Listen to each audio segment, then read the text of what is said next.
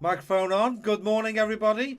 Good afternoon, good evening. Depends which part of the world you're from. I'm here on Merseyside. I'm in my shed on the Wirral. The light's a bit weird. What's going on here?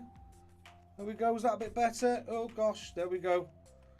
Oh, God, no. I don't want to be shiny like that. Right, let's turn that away like that a little bit. Do apologise. I did do this before and it looked okay. Looks like I'm in the dark, doesn't it? Let's open the curtains a bit. Great start to the stream. Anyway, here I am. We are going to go and have a look at every single game of the game week. David, good morning. How are you, sir? You okay? Yes, so we're going to go and have a look at every game of the game week. I have, as I alluded to in the last stream, had an agreement with LazyFPL, the FPL newsletter. Yeah, good evening from Australia, sir. The light's a bit weird, isn't it? Is it because it's the daytime? Am I sitting too close? Maybe that's a bit better. Maybe I'm affecting the camera a little bit. Anyway, let's get on with it. We're going to talk about every single Premier League game. I'll give my thoughts on it. Now, obviously, I have not been able to watch every single minute of every single game, so that's where you come in. Whether you're watching this live or you're watching this afterwards, do leave your thoughts underneath. And something exciting. Let me bring this up for you now. Let's see what I'm talking about. Here's the display. So this is LazyFPL. Please do give them a follow on Twitter. They do send out an email 24 hours before the deadline with everything you need to know. So that's something good. I'm looking forward to my email this week. Yeah, the FPL newsletter is what they do. So many thanks to those guys for agreeing to let me share their stuff in my video. Now, what I want to do, a little bit of thing here is, if you have a look, I've got this, took me ages to set up. I have put a list together of all the Premier League clubs, and I am looking for, if you notice, I've put little text boxes underneath all of these here.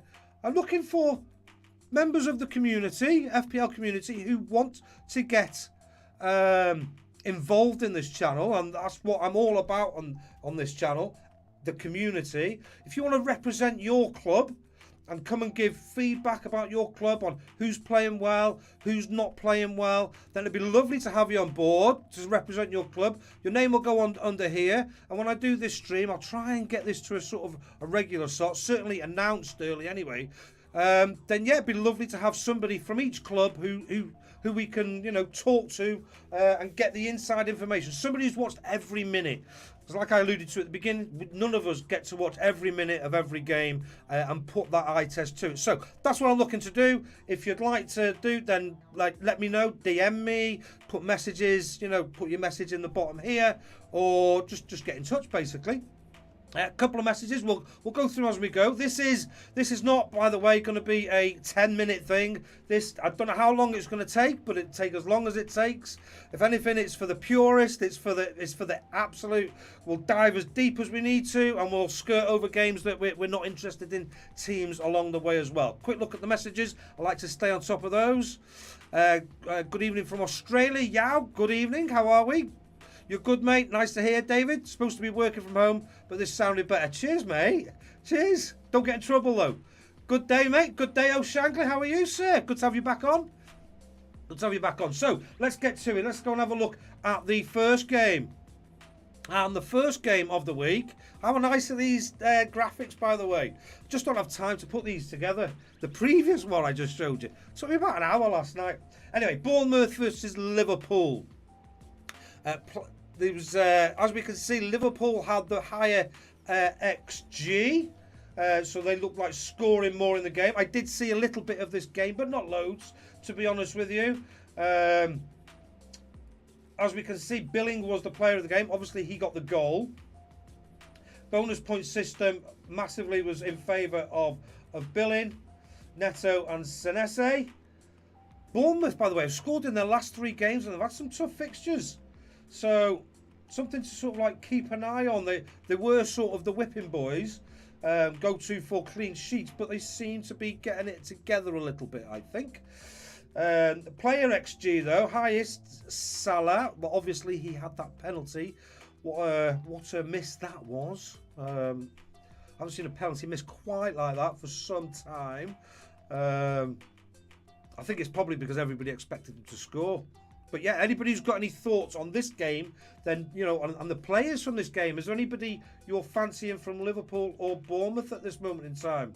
I think Billing scored 2 in the last 3, has he? Something like that. So he is, like, obviously one of their better players at this moment in time. But is that something that will continue? I'm not so sure. I'm not so sure. They're not anybody for me either. I've got a pen and paper here. We're going to write out. Vid is a bit out of focus, is it, mate? Is that me banging the table? It's on. It's a bit of an. It's on autofocus, so should be okay, mate. But thanks for letting me know. I think it's the lighting. Let me close the curtains again. Let me close the curtains. Let's see how that works. See if that works any better. See if that works. That seems a little bit more. Colour seems a bit better, doesn't it? A little bit natural. Thanks for letting me know, David. Much appreciated. Total shots in the game. Most was by Virgil van Dijk. He did score the other week, though, didn't he? So maybe he's sort of due another goal. The actual graphics. Is that this picture here? There's not much I can do about that one. That I could possibly try to make it bigger, but rather than, if I've got to change it all, it might be a bit of a nightmare. So yeah, we're just going to have to go with it, I'm afraid. Total shots, Salah only out 2 shots. Jota, Gakpo, 2 shots. They're the most in the game. So nobody looking prolific in this game, in a game that everybody expected Liverpool to run to a high score. In terms of expected assists, Robertson 0.45 was the player with the highest expected assists there. And he created 1 chance as well. Obviously, they're not playing this week, okay? But Does anybody think we should have Liverpool players going on? It probably might be because I've got about 2 or 3 things open, mate, so I do apologise. I do apologise if that's the case. Does anybody think Liverpool players are players to hold for the double? Personally, I don't. I think they're both away fixtures. City and Chelsea, not for me at all. So I'll be selling Salah this week. That's my way to raise some funds for a couple of transfers in my team. Okay, let's move on to the next game. Leeds 2, Brighton 2. One of the double game week teams. Everybody, as most people, I say, not everybody, but most people have piled in triple Brighton. The March disallowed goal was a massive debate over the weekend, and I think very harshly done to March owners, to be honest with you. But as a non-March owner, I don't care. Apologies if you were a March owner and it ruined your weekend. But no, I've got Matoma, got me 6 points. McAllister come in with the 7 points. I know a lot of people have got him. I brought Steele in for this one. Does he keep his place after letting in 2 goals? Very even game. In terms of goal scoring, you can see 1.63, 1.63 for both teams, and it ended up 2-2. Anybody else sort of standing out in this game? I think March is due. If you've got March, then unless you're wanting to raise the funds this week, then maybe you hold on to him for the double next week as well. I'll certainly be holding on to Mitoma and keep him on my bench because he's had a great sort of set of returns since the World Cup, hasn't he? It's been fantastic. Total shots, as you can see, McAllister. I think he's a great person to have in your team more than anybody else. Harrison with the highest XG for Leeds. Is anybody going with Leeds? Anyone going with Leeds at all? For anything whatsoever? I mean, I've got Greenwood on my bench, but he just keeps staying on the bench for Leeds as well. So he's just that budget bench option, basically, with the odd 1 pointer here and there. Highest expected assists in this game, Mitoma, 0.52, which is nice to see as a Mitoma owner. McAllister at 0.33. What great stuff for McAllister. Look at that. He's in both of these lists, isn't he? Yeah, and got a return as well. So, you know, he's a player to be keeping on with, I think. Okay. You're going to sell Bueno, keep Salah for double, then move Salah on with the wild card, but plans away always change, I guess they do, mate. And to be honest, I will not be making any of my transfer changes until the game on Thursday night after Arsenal played against Sporting, because United are playing that night as well. And yes, I know they're not playing this week, but it might mean, say, Fernandes got injured, I might well keep Salah and sell Fernandes or something along those sort of lines. So I think it's this week, it's key to wait until those games are played, particularly as none of us have benches, or unless you're on a free hit this week. Most of us don't have a bench to rely on if our players do get injured. So I don't give out much advice on this channel, but that would be one of the things I would advise. This is a game, obviously, I watched in its entirety after the game had finished. McNeil, I tell you what, he is our best player, and with Dominic Calvert-Lewin coming back, he might not be somebody for this game week that people are interested in, but when we get a little decent run of fixtures and Dom's back, I think McNeil could be an excellent sort of like 5 million, I don't know how much he is, it's around the 5 million mark. I think he's an excellent player because, I mean, not just because he's returned this week, he's a new player under Dice. He knows what he can do. He has a limited game. He's got a lovely first touch, by the way. That ball over the top, he brings it down lovely. So he's got a lovely first touch, which I wasn't totally aware of. But he just likes to get past the player and whip that ball in the box. And he's heading for an area. He's heading for an area. The 6 yard, you know, he's going for the penalty spot, 6 yard line sort of thing, and he's just whipping those balls in one after another. Doesn't get his head down like he did when he first signed for us, and he's just going for it. So, in terms of Everton players, as an Everton fan, that would be the only sort of one I would recommend at this moment in time. We've got a few tough fixtures coming up. I've got Tarkowski in my team, and he is sat on my bench this week, so I did lose those points, but I'm not so sure we keep those clean sheets at home. I'm a little bit more, not guaranteed, but probable is probably the word. Probable is probably the word. That's a sentence, isn't it? But apart from that, I think McNeil is the one if anybody wants to go Everton at any point. Not on my personal radar at this moment. Simply because since I've not had any Everton players in my team, I've done pretty well. And it's because I wear these blue tinted specs. Let's have a look at the comments. Yao. Yeah, I agree. I haven't made my transfer yet. Lovely. Thanks for that, Yao. Brentford. Okay, so one half of the double gone. People already cashing in on Tony this week. I've seen some people annoyed at the fact. However, the game week is not over. And he is due a haul. Depending if he bangs this week on Wednesday night. If he blanks on Wednesday, I'm seriously tempted. But at the moment, it's between him and Chilwell, who I'm going to bring in. But I'd be seriously tempted to bring him in against the Leicester defence if he doesn't score this game week. If he does get a big bang, then I think I might leave that alone, because he seems to be a player that gets a big bang, then drops off, big bang, drops off a little bit, in my opinion. Who else was doing well for Brentford? I mean, they might have lost 1-0, but what I will say about Brentford is they threw the kitchen sink at us in the second half. They didn't give up. They're a very physical team. They're big. And it was a proper battle. Everton definitely did well to get away with a 1-0 victory. We played really well this first half.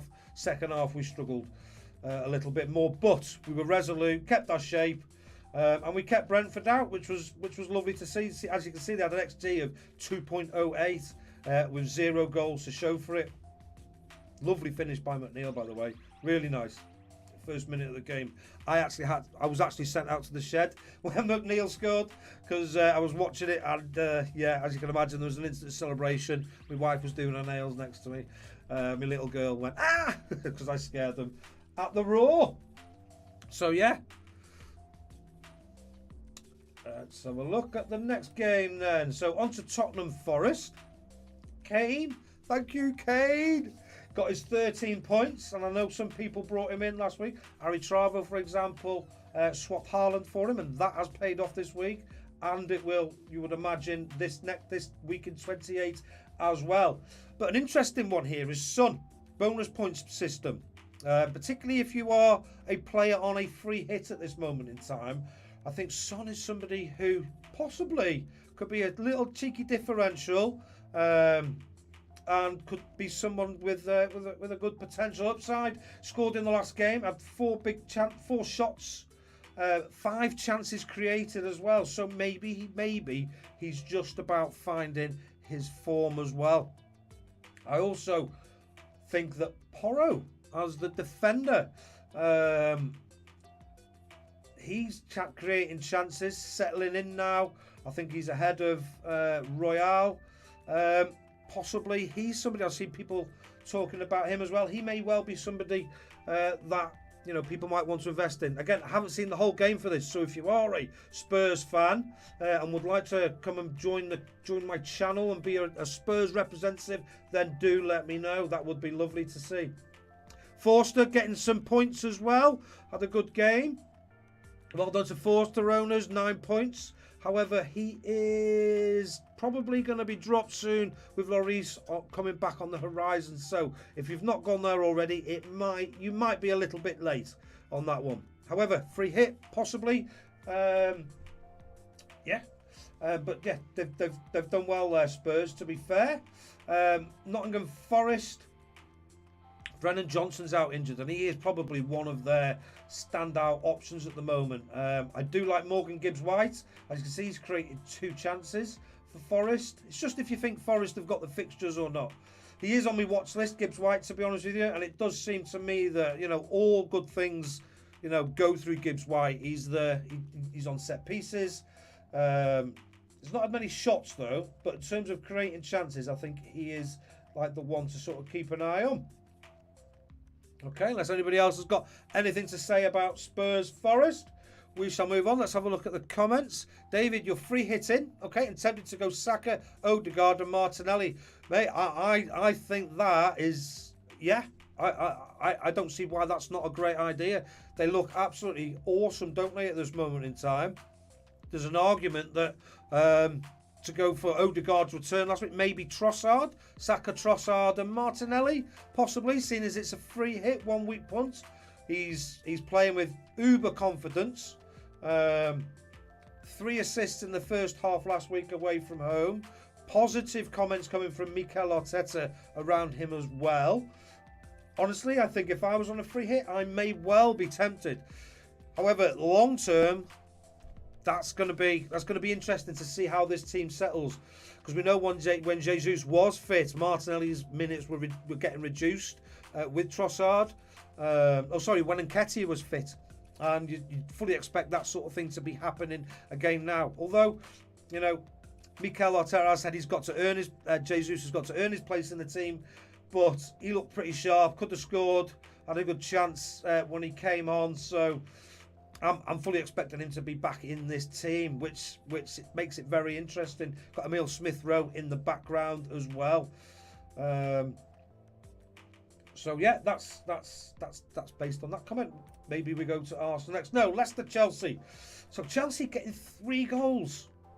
Okay, which is, you know, a little bit unheard of. Havertz scoring again. He is on penalties, and he's had lots of shots at high XG in the last few game weeks, but only the 1 goal.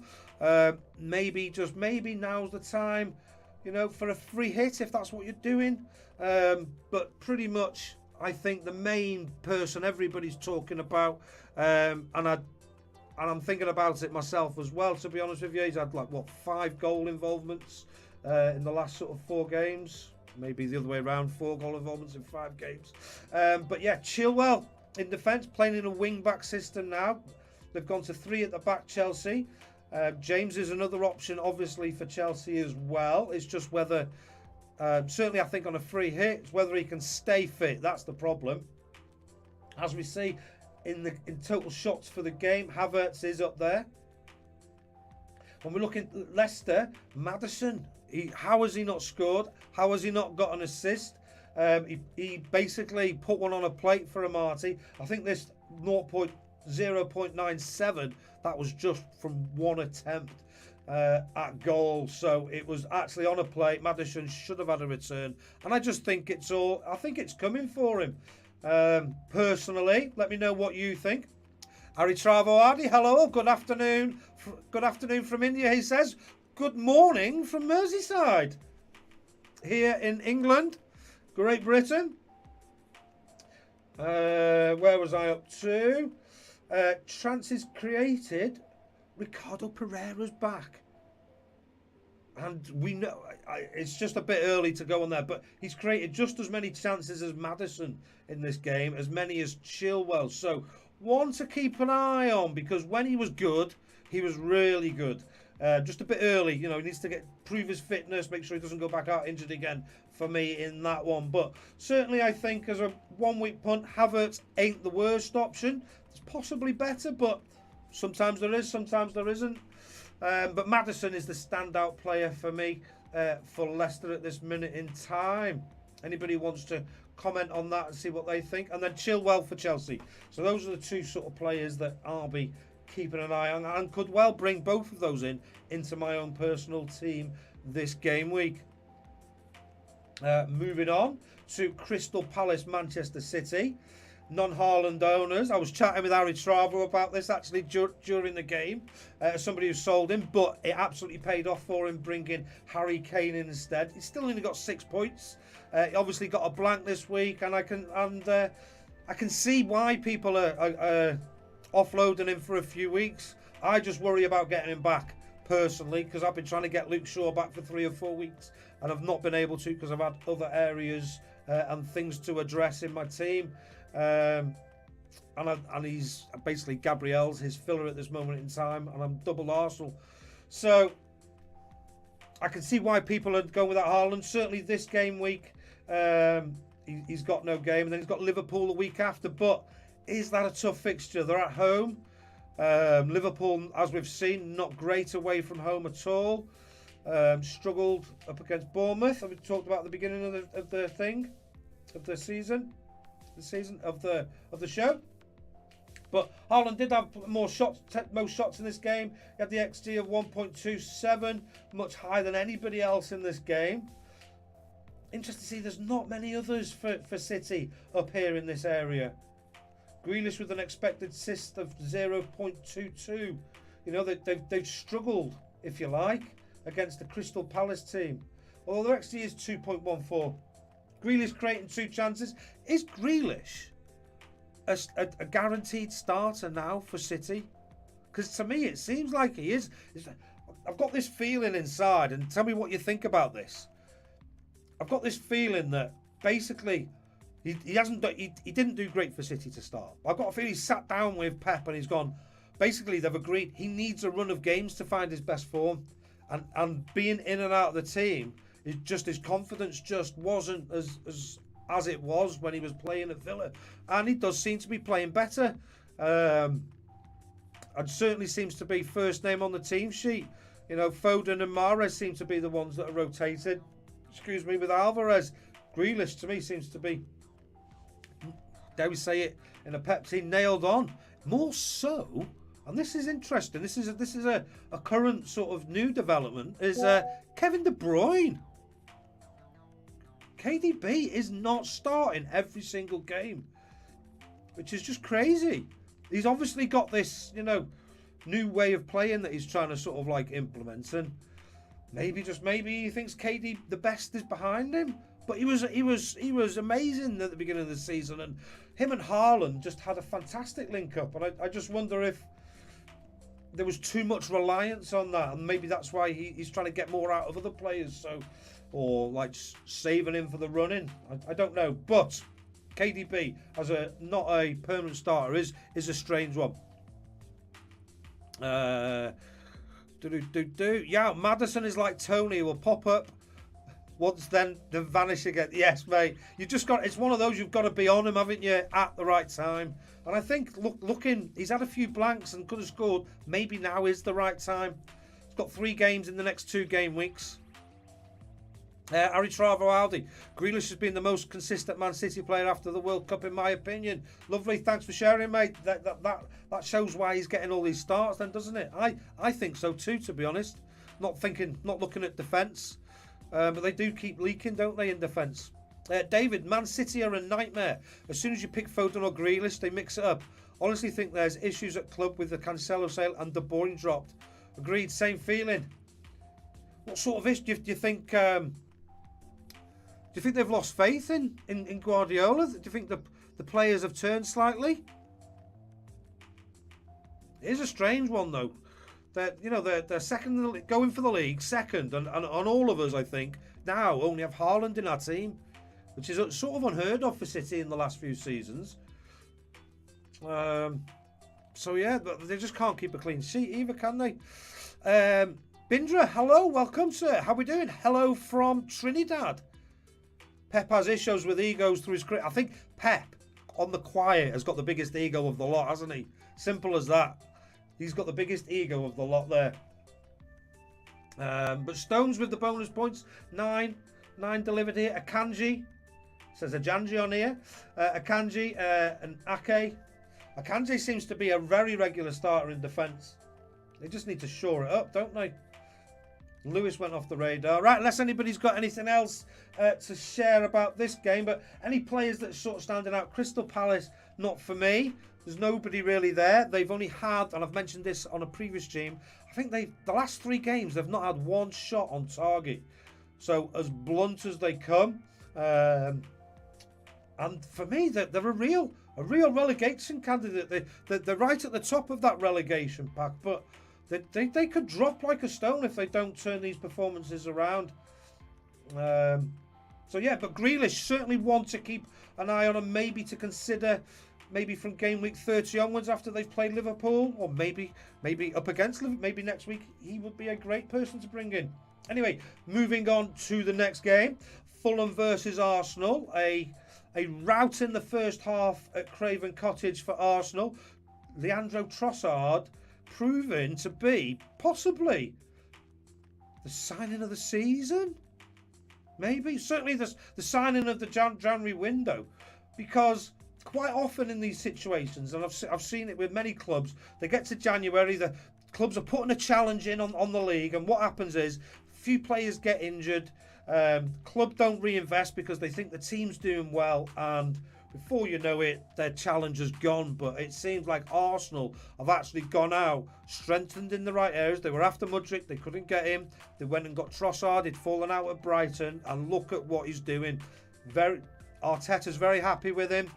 He's had a fresh lease of life, and 3 assists in an away game before half-time. Was it a Premier League record, or the first time in 20-odd years? I think it was a Premier League record. I don't know about top flight record. But just absolutely awesome. And Arteta was saying about him how he keeps his calm in these situations, knows what he's got to do, and he's just doing it, picking players out for fun. And we know earlier in the season he was doing just that for Brighton, and scoring goals as well. And the other thing with Trossard is he frees up Martinelli a little bit when Martinelli's in that sort of area. So him playing, I think when Nketiah was playing, Nketiah sort of stayed very central. Whereas with Martinelli and Trossard and Saka even, I know that there's a little bit more fluidity about the team. So Trossard playing at this moment in time before Gabriel Jesus back is good for Martinelli owners, I do believe. But it is something to certainly reevaluate in a week or two's time. Gabriel, yes, the patience paid off. Got his goal, been talking about it for weeks, and I'm happy. If it wasn't a free hit this week, this might be the week I sell him. Absolutely. Let's have a look at the comments. Harry Trevor still need Elise's home address, mate. he wasn't good, was he? That was a soft penalty. I mean, I think the penalty was won a little bit as well, to be fair. But can't be sending you around to his house, mate. Fabregas did that the last time, I guess, but not sure. Possibly. I've read so much in the last few days, it's hard to remember it all. Brindra, Trossard was a blessing in disguise. As a Gooner, I'm pretty pleased with him. Yes, I bet you are, mate. I bet you are. Absolutely. Master Mikel Arteta, I'm so gutted we didn't make him manager when it was like a sliding doors moment when Carlo Ancelotti and Mikel Arteta were both available. We were both looking for managers, and we got Carlo. And then he went and touted himself to Real Madrid and got himself a new job there. So yeah, I wish we could go back in time and change things around. But there we go. That's the way it is. We are now playing dice ball. I'm actually quite enjoying it, to be honest with you. I'm actually quite enjoying it. Fulham, Mitrovic is still playing, but as I talked about, he's not been the same player this second half of the season. He got 4 penalties scored in the first half of the season. Yes, he missed 3, but Fulham had 7 penalties. Now, that was a lot compared to some teams that had only had like what? I think Arsenal had only had 1 in the same period. So I fully expect them not to get as many penalties in the second half of the season.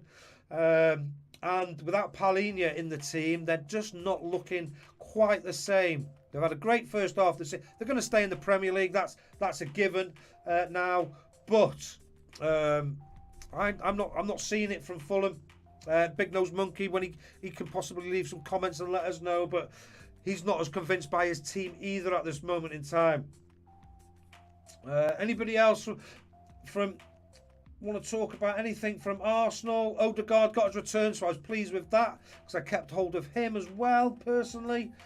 What we're looking at the comments, you've got Gabriel. Patience says it all, I guess. Yes, it does, sir. It does. It does, and it's something I think I've learned a lot during the World Cup, and possibly is enhancing my game. To be honest with you, not chasing points.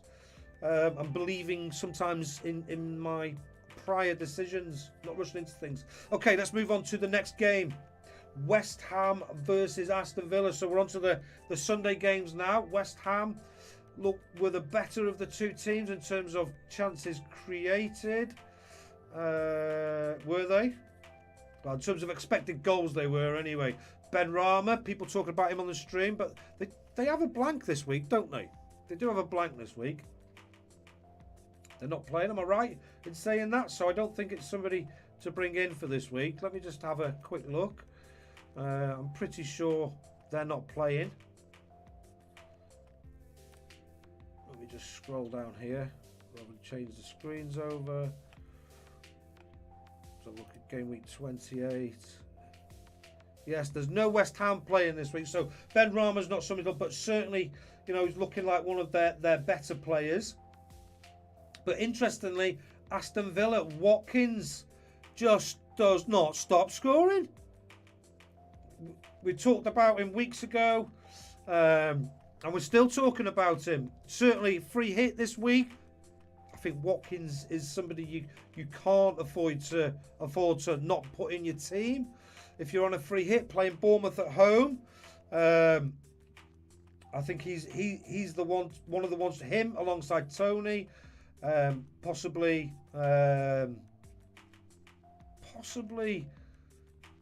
what's his name, Havertz, but not for me. Havertz, we talked about him on the previous stream on the Sunday surgery. Bailey with 2 shots. Ben Rama 10 shots. Now I can see why you're talking about him.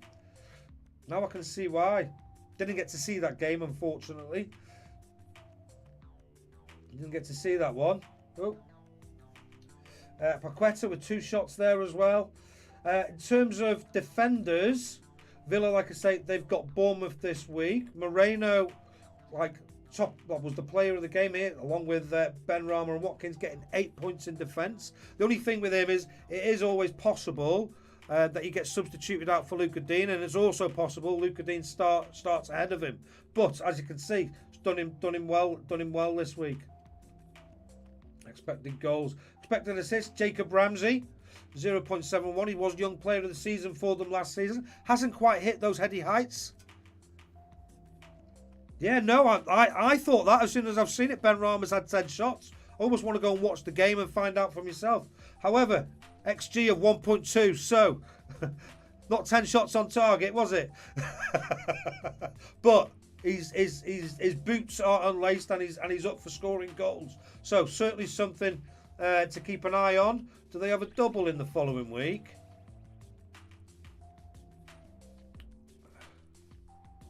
Yeah, they've got a double at home to Newcastle and at home to Southampton. So possibly somebody for next game week.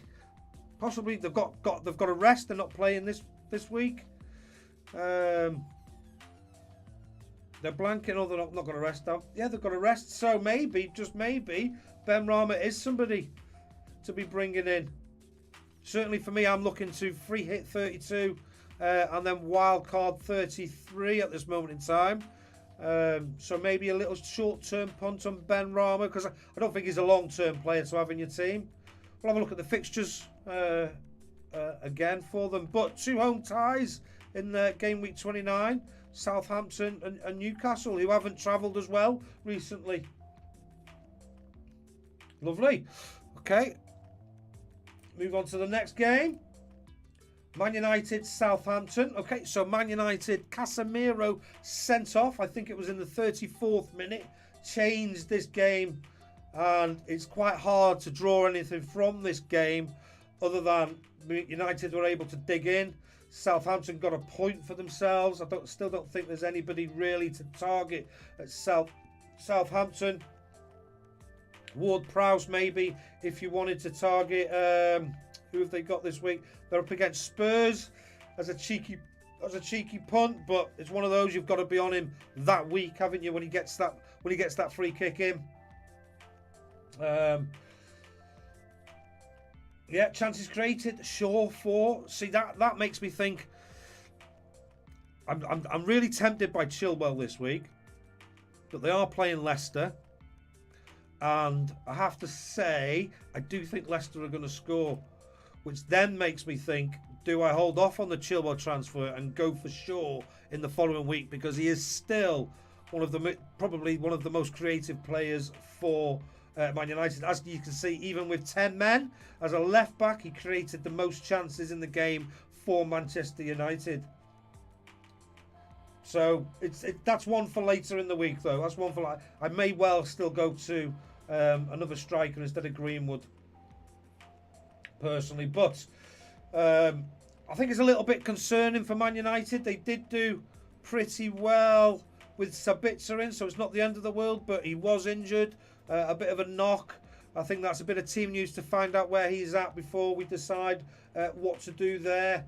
But with Casemiro out, Eriksen still out, if Sabitzer's not available, looking at Fernandes drop into that deeper role that Ten Hag is talking about, that he's played and played pretty well, to be fair. Big conversations around United. I suppose we'll see a little bit more after they've played Thursday night. Maybe we should have a late Thursday night stream after the games, or Friday day one. Okay, that's it then. Is that the last game? Is that the last game? West Ham Villa. I've done West Ham Villa, so I must have put them up twice. Don't know why I've done that. Anyway, that brings me to the club rep page, whereby, let me just have a look at the comments. He might get injured fighting with Mahrez, and I'll do the international break. Jokes, maybe, mate. David, Rashford, keep or sell? For me, if there's one player that you keep out of all the out of Fernandes, Haaland, Kane, any of these big players, for me personally, Rashford is an absolute keep. The value, the price he's at, for me, he's number one midfield. If anybody else wants to comment on that and give their thoughts, but my personal opinion, Rashford an absolute keep. Harry Travo Audi, can't sell Rashford in my opinion yet. No, the run has to end. Their form is dipping, but I see your point. Yeah, I just think it's something we not necessarily has to end, because he's one of those players that can create his own goal. He's one of those players that can, latch onto the ball over the top and run in and cut inside and create his own goals. He doesn't need somebody like Trossard putting the ball on his head for a nice easy goal. So for me right now, absolutely Rashford to keep. I'm not saying United are going to fall off the side just because Casemiro's not in the team. But he's a big miss. He's a big miss. Let's put it that way. So yeah, back to this page then, club rep page. I showed it you at the beginning of the stream, and what I'm looking to do, as you can see underneath every person here, I have a little box that I can go in and type. So if anybody wanted to be the Arsenal rep on my channel, that'd be great. And maybe I'd put in, I'll put your name in here, FPL, Arsenal fan, and then basically we get to build up basically I want somebody from every club, and I know this might take a little bit of time, but somebody from every club who watches every game of their club, every minute of the football, whether that be on telly or in the game, at the game itself, very different perspectives of the two, to basically come onto this stream for sure, and present their findings and give their opinions as somebody who's watched every minute, because none of us can watch every minute, like I've said at the beginning of the stream. So I'll just delete that now, and that will be, I think, a good thing to have as part of the channel. Once again, massive thank you to LazyFPL, the FPL newsletter on Twitter, for the graphics for this stream following every single game. They've agreed to allow me to do this for every week, so that's a fantastic collaboration. Love it. Love the fact that it's part of the community. Saves my wrist time. It took me 2 hours to do that club reps slide last night, and just means we can get through more stuff. Happy days. Right, let's go and have a quick look at the comments. There is no more new comments. Okay, so that's it then. That's this show over. If you liked it, do give me a like. Let me know if you think there's anything I can do to improve it. And I shall see you on the next stream. Thank you very much for joining me. Take it easy. See you later.